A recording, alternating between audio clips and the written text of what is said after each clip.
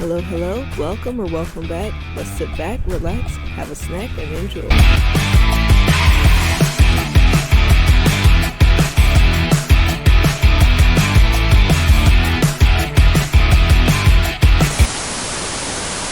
Sit at My Grave, Season 4, Sanity or Salvation, Chapter 26. The day had been a blur. There was joy in being around familiar things, from the home's interior to the scents he missed. Even leaving out felt good.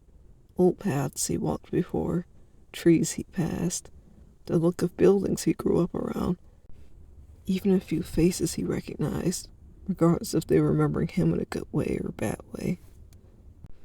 Even a trip to the store felt surreal, such a mundane activity, but back in his old hometown, it just felt off. Everything had felt off for a while. After that interaction with the beast, he knew deep down he didn't just have his own mind to fear anymore.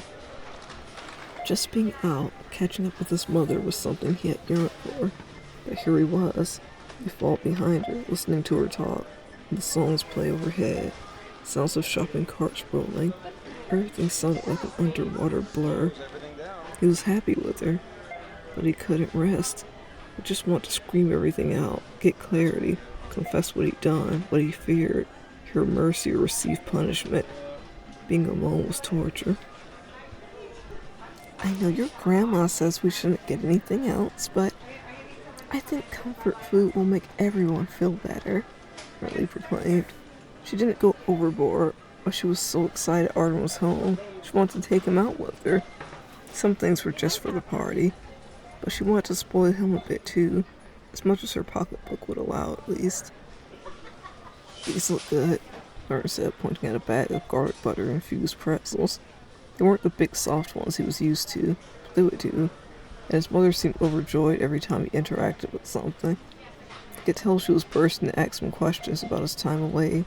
She had a lingering look, but she thought he wasn't paying attention. As faded away as they were, she noticed he'd been injured. She also felt he'd gotten bigger when they hugged.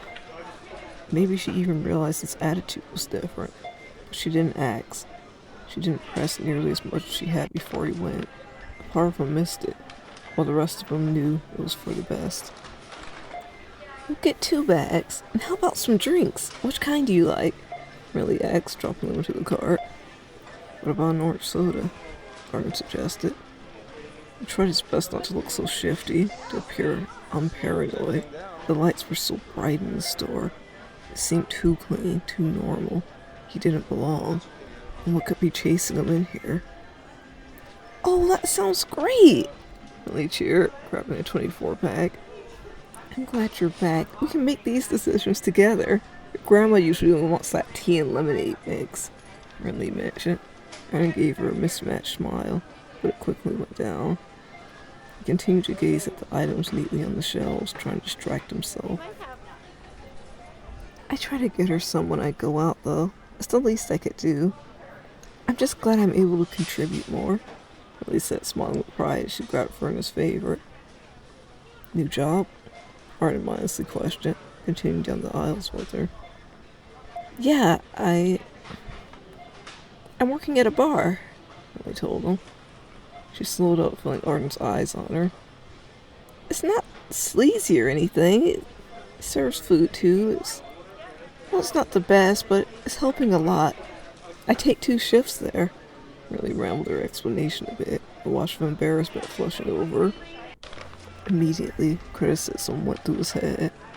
At a time, he looked down on people going out or working at bars and places like that. However, he didn't know anyone's stories in those places, and his mother seemed happy with herself for working so hard. Who was he to judge? She'd been getting on fine without his input. That's great. It's hard to keep a job down, Arden said, remembering his own. Really paused again as they got into line. Are you proud of your mama? Riley asked in a bit of a teasing manner. Arden glanced at her. He didn't know if she was serious or why it would matter, but yeah, got things back on track, Arden told her. Losing Reed was a big hit to their family, and Riley's divorce just followed that. They'd been scraping by with Verna's help. Last time he'd seen Riley, she seemed so lost, ready to cry all the time. She stood straighter now. Looking at her, wouldn't have guessed all that he knew of her past. But then again, he wasn't that perceptive anyways, I guessed. Riley suddenly hugged him again. Tightly, but not too long, concerned with embarrassing him out in public. "Thank you, sweetie. I'm proud of you too," Riley confessed gently. "Why?" Arnold almost scoffed. She didn't know of his horrible actions outside of the home, but he hadn't told her any of his better ones either. We've both been through a lot. We're still here, and we're still trying. Not giving up is something to be proud of, too."